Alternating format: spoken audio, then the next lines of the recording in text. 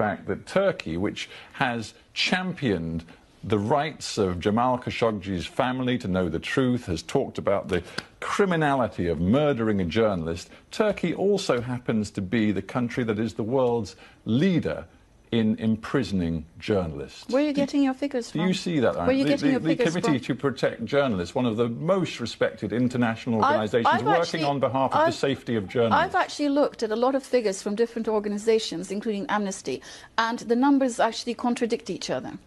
Also, in those numbers, we have found out that they have included people who were arrested way back in the 90s for order. I think in Amnesty there was like... Borders, another respected organisation protecting journalists around the world, says that right now, currently, there are around 150... I mean, you're the senior advisor to the President. Yeah. If you cared about this, you might go and look at the figures yourself. So what is the figure you're going to give me? Because we can then match it against what the independent international investigators are saying. There are no journalists imprisoned. Dozens of journalists in prison, but all of them are in prison for reasons entirely unconnected to their professional lives. Yes.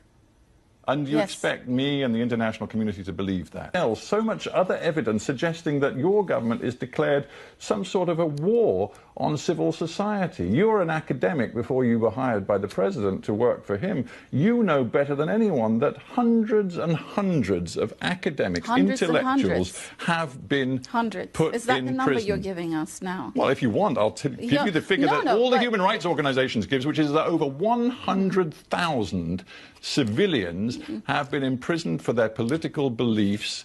Okay. Read to you an extraordinary letter that was published by a former academic colleague of yours, Florian B. He says, directed to you personally, somebody that you know.